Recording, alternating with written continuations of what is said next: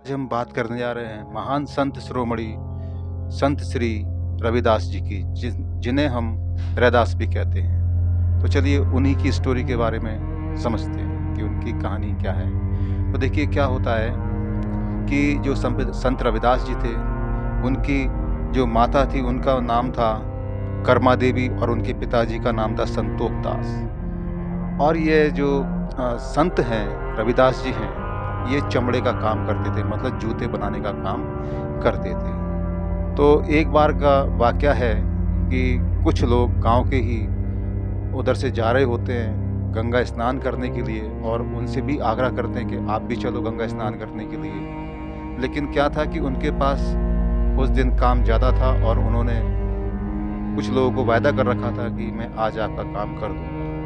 तो उन्होंने उनसे कहा कि भाई देखो, मैंने किसी का काम ले रखा है और ये जूते मुझे बना कर के देने हैं, और अगर मैंने ऐसा नहीं किया तो मैं अपने वायदे से मुकर जाऊँगा, और इस पशुपेश में क्या होगा कि मैं आपके साथ चल भी दिया तो मैं गंगा स्नान तो कराऊँगा, लेकिन मेरा पूरा मन नहीं लगेगा, और उससे क्या होगा, मुझे गंगा का स्नान का पूरा लाभ नहीं मिलेगा। तो वो नहीं गए और उन्होंने अपना काम किया।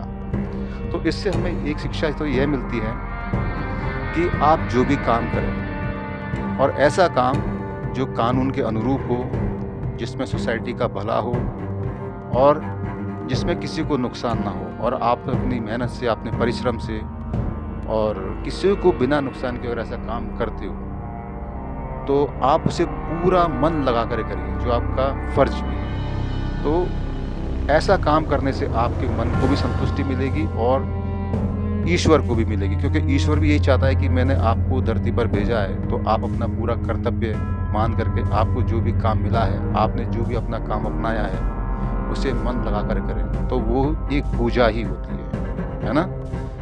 तो अगला बात क्या है कि जब वो जाते हैं, तो कहते ठीक है, मैं तो जा नहीं सकता, ये कुछ कॉइन से सिक्के हैं, आप गंगा जी को अर्पण कर देना और कह देना कि भाई देखो, ये रविदास जी ने भेजा है और आप इनको स्वीकार कर लीजिए। तो वो वहाँ से लेकर के चलते हैं। तो उन्होंने तो सोचा था, अरे ऐसे कोई ना गंगा माता अपना हाथ बढ़ा करके ऐसे आएंगी, लेकर इनके सिक्के को लेने के लिए आएंगी। लेकिन जब वो जाते हैं और जब वो वैसे ही करते हैं जैसा रविदास जी ने कहा था, तो क्या होता है कि उसी समय गंगा नदी में से गंगा माँ का हाथ निकल के आता है, और वो जो उन्होंने भेंट भेजी थी वो उनको स्वीकार करती हैं, और बदले में उन्हें वो कंगन देती हैं।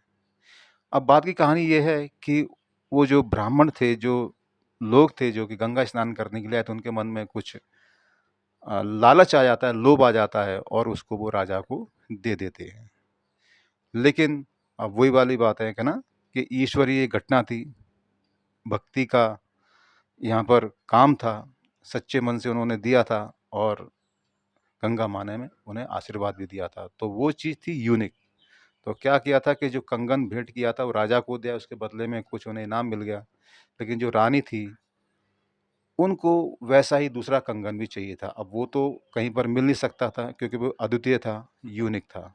तो वो तो केवल अब रविदास जी के माध्यम से ही मिल सकता था। तो अब क्या कहते हैं कि बात आ गई कि भाई देखो, अब तो रविदास ही दिला सकते हैं। तो रविदास जी के पास जाते हैं, और रविदास जी के पास जा कर के उससे प्रार्थना करते हैं कि भाई देखो, कि ऐसी-ऐसी वाली बात है, अब वो रानी को कंगन चाहिए, और उस टाइम पर राजा भी थे। तो अब ये सब सोच रहे थे कि चलो ऐसा तो हो नहीं सकता कि ये दोबारा उसी कंगन को प्राप्त करवा दे। लेकिन चूँकि भक्ति में शक्ति होती है, सच्चे मन से आप जो काम करोगे उसका रिज़ल्ट ज़रूर मिलेगा। तो उन्होंने जो जहाँ काम कर रहे थे वहाँ पर चमड़ा गलाने का एक बर्तन था, जिसे हम कठौती कहते हैं, जो कि पत्थर की बनी होती है ना? एक बर्तन जैसा होता है। तो उन्होंने कुछ नहीं, उन्होंने सच्चे मन से उन्होंने कहा कि गंगा माँ को उन्होंने याद किया, और कहता कि मुझे एक और दूसरा कंगन चाहिए। तो क्या हुआ, कठौती के पानी में से एक हाथ आएगा, हाथ ऊपर आ गया कंगन लेते हुए गंगा माँ का, और उन्होंने उसको भेंट कर दिया। तो क्या हुआ, तभी से कहावत चली आ रही है कि मन चंगा तो कटौती में गंगा। तो ऐसा होता है संत का भाव। मतलब ये ज़रूरी नहीं कि आपको कोई श्लोक आते हों, कोई मंत्र आता हो या आपको टाइम से भगवान की भक्ति करनी हो, आप अपना काम करते हुए भी सच्चे मन से आप केवल अपना काम करते जाइए सच्चे मन से और किसी को बिना नुकसान के हुए अगर आप आगे बढ़ रहे हो, तो वो भी एक भक्ति है और वो भी आपको ईश्वर प्राप्ति का एक रास्ता होता है।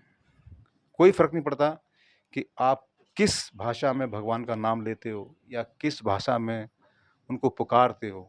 आपकी जो भी हो, बस ईश्वर तो आपके सच्चे मन को ही देखते हैं। क्योंकि भक्ति की सच्ची भावना मूक होती है।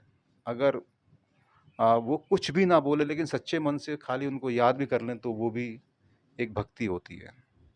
तो मैं उम्मीद करता हूँ कि आपको ये अच्छा लगा होगा।